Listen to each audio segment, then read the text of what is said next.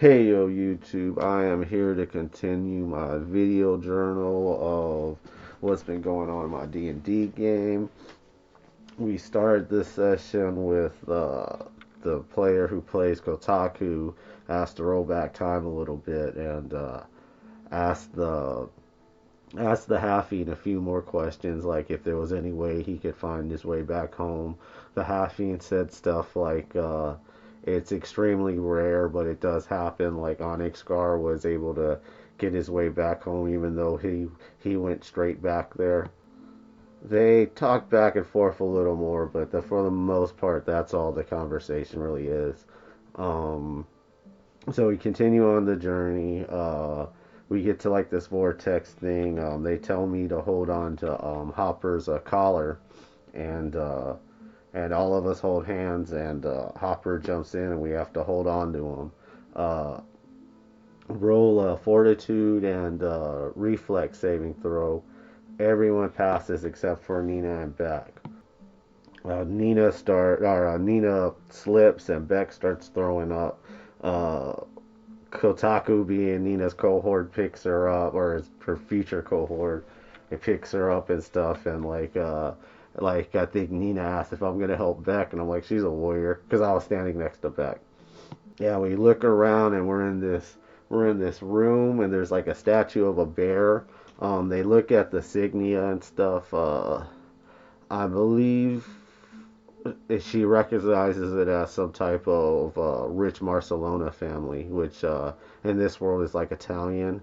Um, there ends up being a door. We have All Right check it. He ends up finding a trap, and whenever he starting to disable it, like he rolls a natural 18, and it still doesn't work. So he's sitting there, and he he passes most of his reflexes to avoid it, and since he's got evasion, all he has to do is pass it.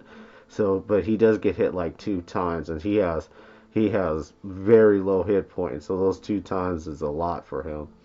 And he has to go through like, I don't know, maybe 10 checks, and then eventually like the player is just like giving up. He's like, if a natural 18 can't do it, I'm not going to be able to do it. Um, Eventually, since I could tell his spirits are down, I asked the DM what are the rules if I could try to break through it. He looks through some stuff for a while, and eventually he asks, "All right, do I want to try?" And I start hitting it with with my warhammer, which is one of my extra weapons, and I like he says that it doesn't break or anything, but he tells me that it is damage from it, and I hit it a good 5 6 times before it ends up breaking that door. So we look through and we see like there's a soldier standing there with a spear. DM immediately tells us to roll initiative. Like I like to make a joke like, oh, we can't walk out there and start talking to him. Uh, right off the bat, Nina and Kotaku uh, win initiative. Like Kotaku rolls a 20 and Nina is not far behind it. Uh, After that was Raw Right, and then Becca, and then I believe me. And like for the first time, for whatever reason, Nina's feeling a little more diplomatic, so she's holding off. Like she holds her turn, or Kotaku holds his turn, and then Nina holds her turn. Like I said, they're the same player. Um, and then it goes to Raw Right, and Raw Right just with his crossbows. Truth be told, I didn't have a problem with it. Every time we went through these way gates, we fought something. So I was and like other times I was wary, and we automatically ended up getting attacked. So when I saw this guy, my thought was also just attack him. So Raw Right does his shots. He gets a few hits in, and last fight with the bearded fiends, they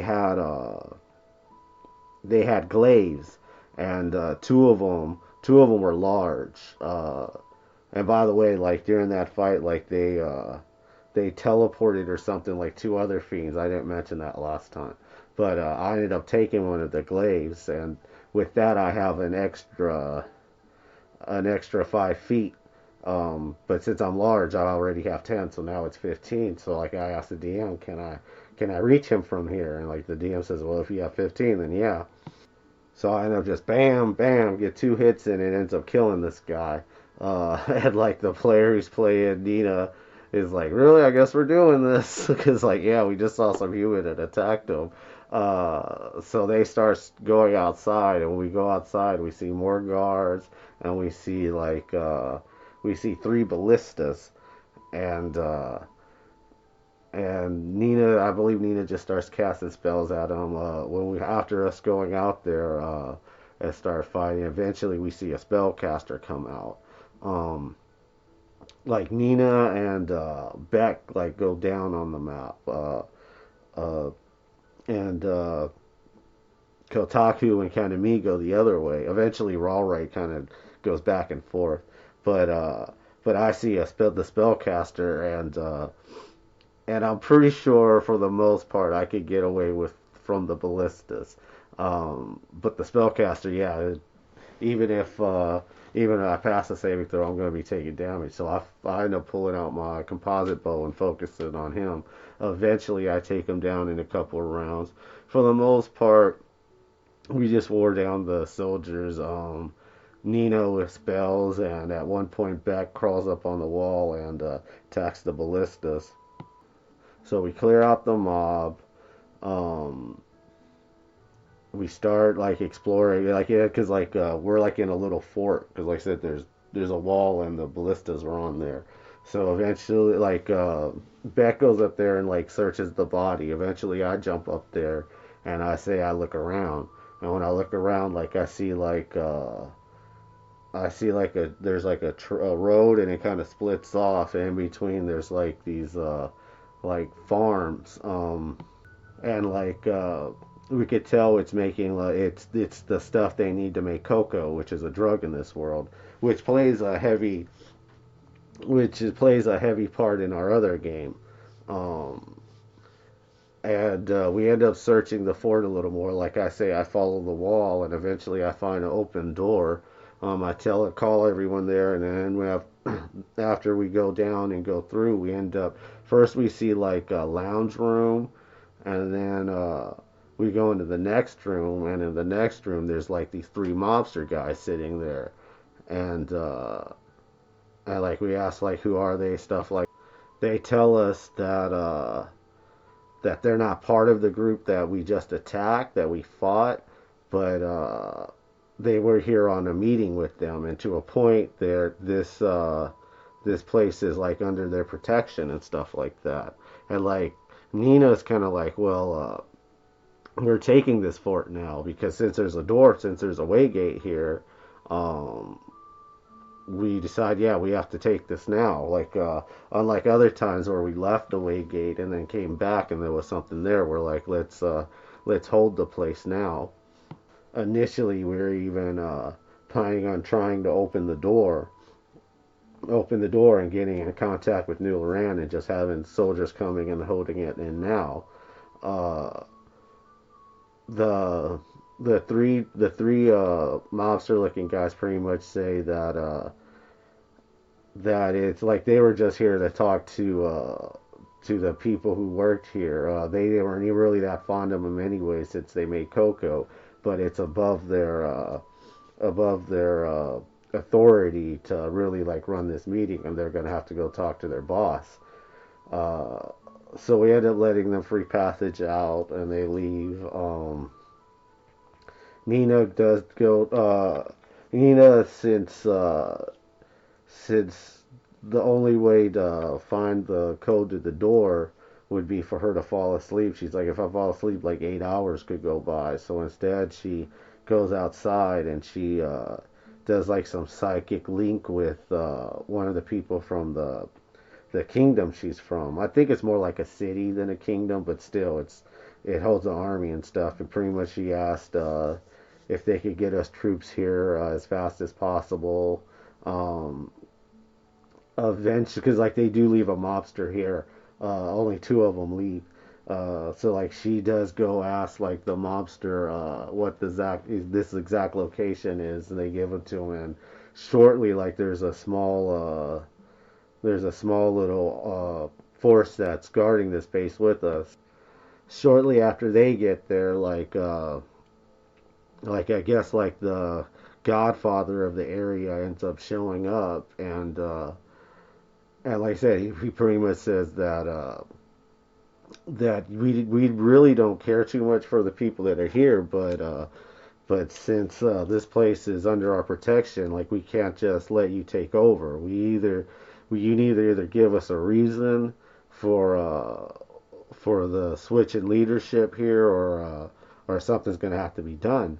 Um, we go back and forth on this for a while. Like it takes us a minute to think of something. Like at first, Nina just keeps on saying like, well, they didn't like Coco, and y'all are frowning upon it, so that's enough. And he's like, that's not like it's frowned upon, but it wouldn't be enough to push y'all out.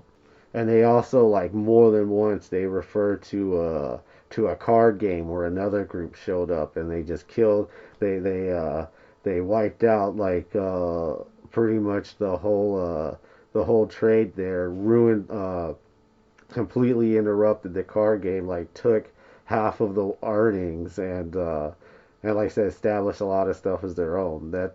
That's that it's our other game, our the other campaign we run.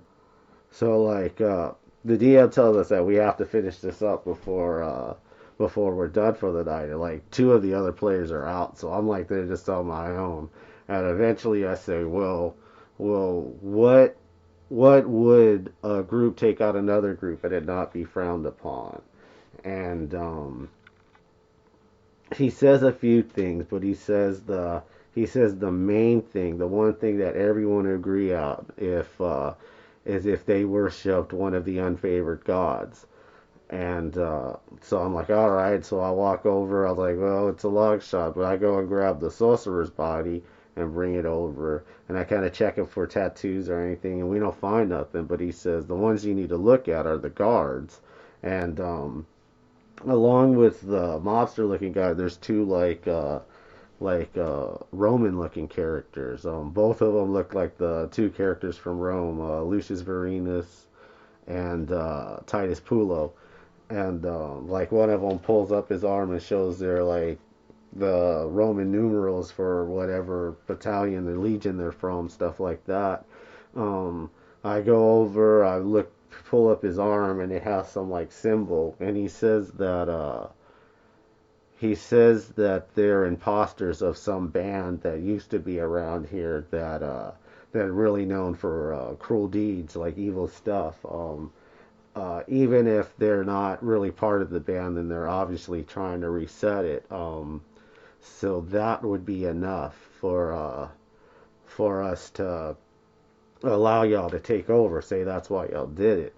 Also, we ask questions about the Wemmicks, about if there's Wemmicks in this area, or we ask about because like the we see a city down the way, and we ask like would we be welcome in that city, and he says there's four different districts. For the most part, y'all would, with the exception of me, with Onyx Scar, and because I'm a Wemmick. And at first I say poultry, and he's like, no, the gladiator arenas. Someone will immediately try to capture you, or one of the groups will try to capture you and put you in the gladiator arenas. Um, I asked if there's any like famous gladiators around here, or if there's any famous gladiators, Wemmicks that are known or wanted. They tell me that there's two of them that are known right now, and they more work for the circus than the gladiator. Like the thing that they're in is more like a circus. And a lot of it is performance. Like a lot, like any of the fighting isn't real. And also they'll put like they want a male. Like they said, a male is what they're really after. And but they said a lot of times they'll put like fake manes on these two females and dress them up and stuff like that. Um, like I said, we talk about if we could buy one or if we could win one. Eventually, like we come to the conclusion that the best way to get these two Wemmicks is just to go in and free them, to go in there and kill them, kill the slave owners, because slavery for the most part is frowned upon in this area. And that's pretty much where we ended it. You want to hear about the next session, watch my next video. You want to know the whole story, watch all my videos, and check you later.